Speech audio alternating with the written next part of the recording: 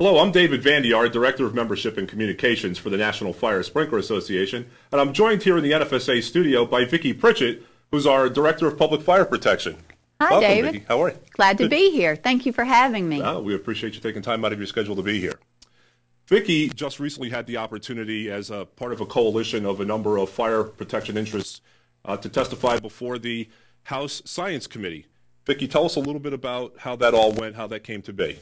I'd love to, David. It was a great opportunity, and I look forward. Actually, I brought the PowerPoint that I used to frame my presentation. So, if you will, we're just going to pretend that you're in the audience, and I'm going to share with you the conversation that I had that day on the Hill. Okay, that'll be great. Excellent. Let's step out of frame, and off we go. Awesome. Now, remember, you're in the audience, and we're going to pretend that you were really there with me on the day that I testified for the staff briefing regarding the reauthorization of money for the U.S. Fire Administration. So here we are, pretending that you're in the audience, and here is my presentation. First of all, I would like to say thank you to Bill Webb and the Congressional Fire Services Institute for the invitation to be with you this afternoon. It is indeed an honor to represent what I would like to say is the voices of the volunteers, the voices of the advocates who are involved in education across our nation and that are utilizing the resources that are created and developed within our U.S. Fire Administration. You know, we affectionately refer to the U.S. Fire Administrator as our nation's fire chief, and we are always happy when new programs, new initiatives are shared coming from the U.S. Fire Administration that help us all to do our job better. Now, speaking of jobs, it is an honor for me to serve as the Director of Public Fire Protection for the National Fire Sprinkler Association.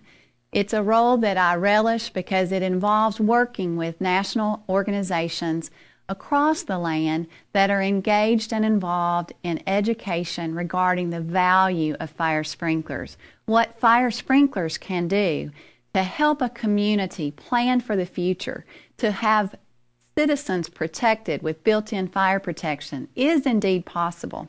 And there's lots of ways that we have been able to watch this happen in successful models and communities across the land.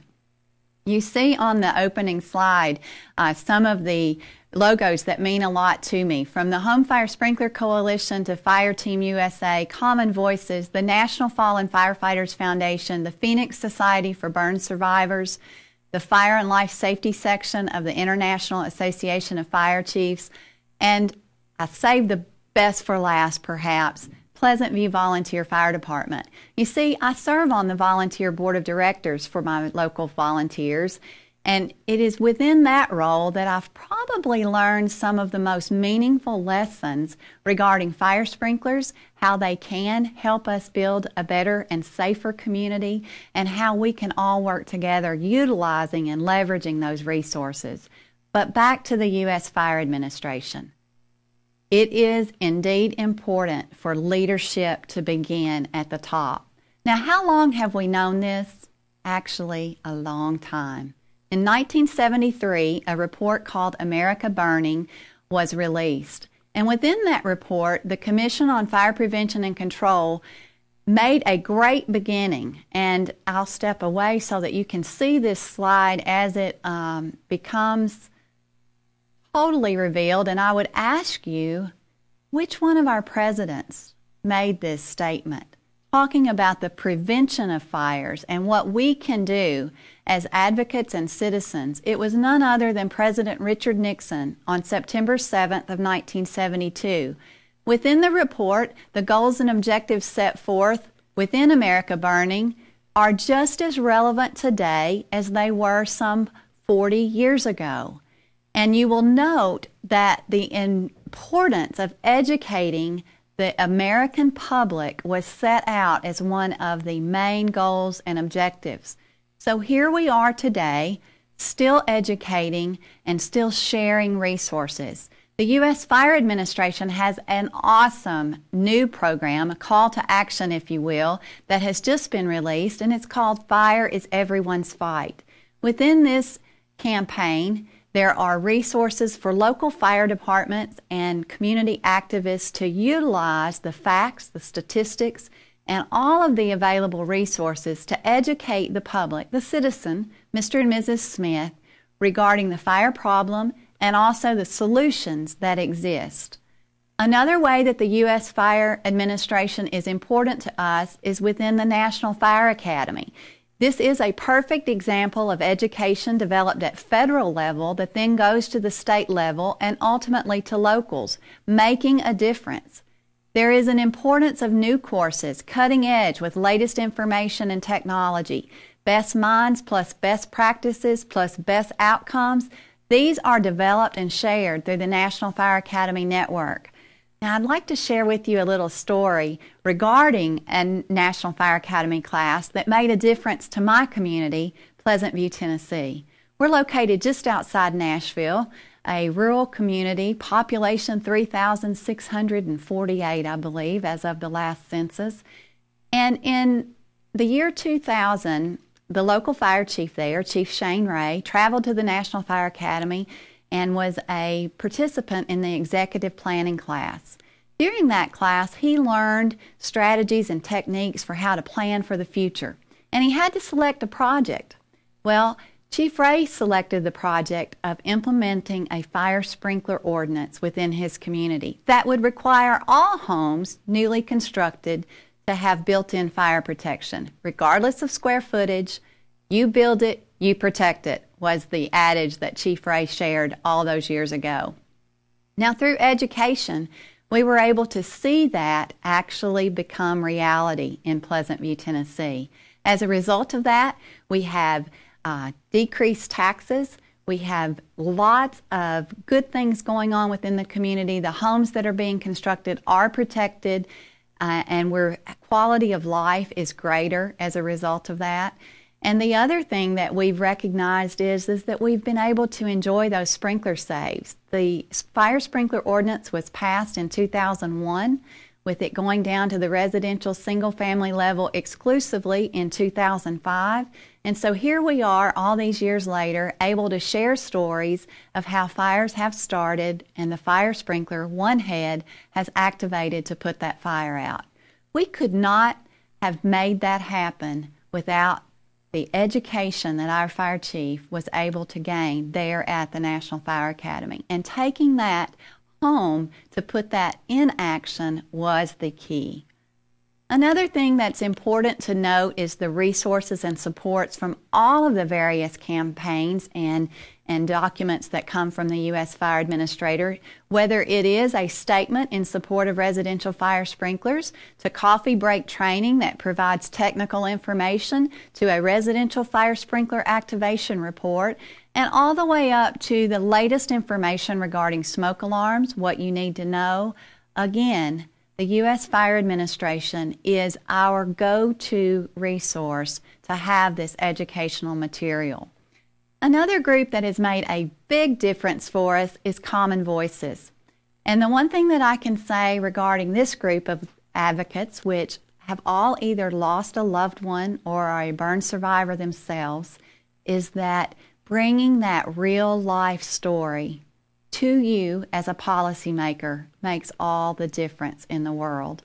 Common Voices has utilized the USFA materials to help educate and share their messages. But one of the messages that comes from one of our advocates within Common Voices is especially near and dear to my heart. And I ask you today, within this hearing room and this staff briefing, to put yourself in the shoes of a mother who is joyfully sending their son off to college. An overprotective mother at that. How do I know that? She told me. And you know what? I could have figured it out before then. She was one who checked everything. But guess what? One thing she did not check. She did not know to ask the university were fire sprinklers present in her son's dormitory. And then, as fate would have it, tragedy struck in that one student decided it would be kind of fun for there to be a fire alarm and everyone to have to exit the building tonight. So the fire was set, but tragically everyone did not get out. And my friend's son died in that fire. I will never forget her sharing that story. As a mother myself, it made a difference to me to know that and to listen to her and to understand that there are things we can do to prevent these tragic events. One of those things is the inclusion of fire sprinklers, and it does matter, and those first-person stories matter. Another such example, and I'll change to this photo where we all gathered in Washington, D.C., again, the momentum of cooperation helping to frame our message. But this particular person was at the Station nightclub fire. My good friend Rob Feeney was able to recount for us what it was like to be in the Station nightclub that night, what it was like to realize that you were not going to be able to come and get out the same way that you entered the building. He lost his fiancée that night. She didn't make it out. And he is a burn survivor today and lives with that for the rest of his life. But Rob has shared and turned that tragic event into advocacy, and his outreach is to those of you who have the ability to make policy decisions, whether or not to adopt the latest model code, which incidentally does include fire sprinklers. Those first-person stories have made a difference, and that momentum of cooperation of all of these groups working together, public education is where the rubber meets the road. It's where we're in the trenches working to educate the citizens of the United States of America. And without the U.S. Fire Administration, we would really be lost. So in summary, I'll say the appropriation of funding for the U.S. Fire Administration was outlined back in 1973. And here we are some 40 years later, still talking about the need, the importance, and analyzing where is the best investment of each and every taxpayer dollar we have. We believe that the U.S. Fire Administration is a wise investment of taxpayer dollars because of the educational presence and the programs and resources that are developed, going all the way back to America Burning and the vision set forth there. We do have momentum. We do need your continued support of this important federal program. The U.S. Fire Administration needs you, and we hope we can count on you as this legislation moves forward for authorization and appropriation. I'd love to hear from you. Here's the way you can contact me, and I will promise that I'll get back with you. You have a question, I'd love to answer that. Again, working with the Public Fire Protection Department within the National Fire Sprinkler Association, our job is to be here for you. If you need specialized training, education, we'll bring it to you, and we're happy to do so. Utilizing our team, we believe that we can help you devise the best plan for your community's future. Again, let me say thanks. It was an honor to be with you here today, and I appreciate the Congressional Fire Services Institute, Mr. Bill Webb, Sean Carroll, and the entire CFSI team. You work endlessly for us throughout the year to help legislators and policymakers understand the importance of our nation's fire service and what you can do for us. America is a safer place because of all of us working together. Thank you. It is indeed an honor to have been with you today.